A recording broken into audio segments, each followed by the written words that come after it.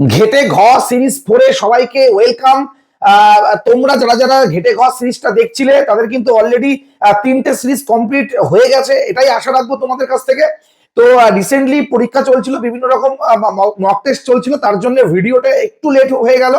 তো তোমাদের যাদের যাদের মনে হচ্ছে মক টেস্টের প্রশ্ন তোমরা নেবে, অবশ্যই ডেসক্রিপশনে দেওয়া হোয়াটসঅ্যাপ গ্রুপে জয়েন করে যাও। সেখান থেকে কিন্তু আমরা ম্যাথামেটিক্স, ফিজিক্যাল সায়েন্স এবং লাইফ সায়েন্সের কিন্তু মক টেস্টের কোয়েশ্চেন তোমাদেরকে আমরা প্রোভাইড করব, তোমরা নিজেদেরকেও কিন্তু পরীক্ষা দিয়ে মূল্যায়ন করতে পারো। তো যাই হোক, কথা আর বাড়াবো না। তো তোমাদের জন্যই কিন্তু ঘেটে ঘ সিরিজের 4 নম্বর সিরিজ তোমাদের জন্য আমি নিয়ে এসেছি। এবার অনেকের মনে কোয়েশ্চেন ছিল যে স্যার এখান থেকে প্রশ্ন আসবে, তো আমি বলে দিচ্ছি 2 মার্কস এবং 5 মার্কসের কোয়েশ্চেন এই সিরিজগুলো থেকেই আসবে। আর সেটা পরীক্ষার পরে কিন্তু আমরা অবশ্যই তোমাদের সাথে মিলিয়ে দেবো। পরীক্ষার পরেই আমরা মিলিয়ে দেবো যে কোন কোন প্রশ্নগুলো আমাদের সিরিজ থেকে এসেছিল কিংবা আমাদের স্পেশাল পিডিএফ থেকে এসেছিল, আমরা সেটা আগের বছরের মতো এবছরও কিন্তু মিলিয়ে নেবো। আর হ্যাঁ, এই প্রসঙ্গে বলে রাখি, যারা এখনো আমাদের স্পেশাল পিডিএফ তোমরা কালেক্ট করোনি, অবশ্যই কালেক্ট করতে পারো।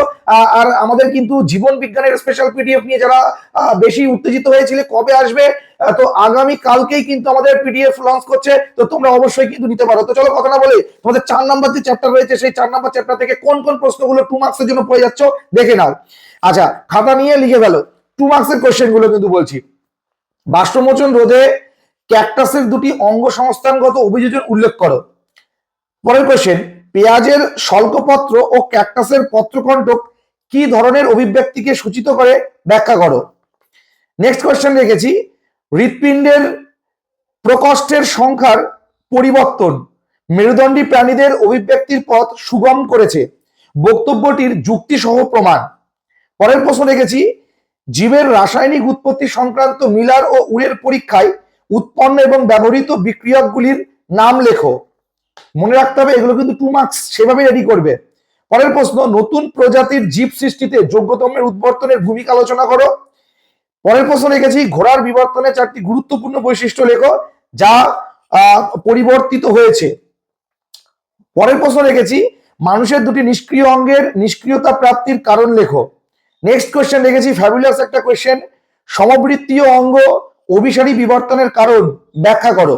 পরের প্রশ্ন খুব ইম্পর্টেন্স, সুন্দরী গাছ তার দেহের অতিরিক্ত লবণ কিভাবে রেচিত করে, অথবা লবণ সহনের জন্য সুন্দরী গাছের যে কোনো দুটি অভিযোজনগত বৈশিষ্ট্য কিন্তু বর্ণনা করো। তো চলো, এরপর তোমাদের জন্য যে কোশ্চেনগুলো রেখেছি, এখনো 2 মার্কস চলছে। পায়রার বায়ুথলির অভিযোজনগত গুরুত্ব কি কি, মানব দেহের মেরুদণ্ডে এবং খাদ্যনালীতে অবস্থিত একটি করে নিষ্ক্রিয় অঙ্গের নাম 1+1। পরের প্রশ্নটা খুব ভালো প্রশ্ন, মন দিয়ে শোনো এবং খাতাতে লেখো। বাঘ বিলুপ্ত হয়ে গেছে অথচ হরিণ প্রচুর আছে, এমন একটি জঙ্গলে অন্য অভয়ারণ্য থেকে কয়েকটি বাঘ ছাড়া হলো, বেঁচে থাকতে গিয়ে ওই বাঘেদের যে যে জীবন সংগ্রামে লিপ্ত থাকবে তা ভেবে লেখো। খুব ভালো প্রশ্ন, ভালো করে দেখে যাও প্রশ্নটা। পরের প্রশ্ন, শিম্পাঞ্জিরা খাওয়ার সময় কিভাবে উইপোকা শিকার করে সেটা ব্যাখ্যা করো। আচ্ছা, নেক্সট কোশ্চেন রয়েছে, ভেনাস হৃৎপিণ্ড কি কাজে দেখা যায়। আচ্ছা, পরবর্তী প্রশ্ন রেখেছি, মৌনিত্যের সাহায্যে মৌমাছিদের বার্তা আদান প্রদান কিভাবে ঘটে। নেক্সট কোশ্চেন, মাছকে মায়োটম পেশি কিভাবে সাহায্য করে, অর্থাৎ মাছের গমনে মায়োটম পেশির ভূমিকা।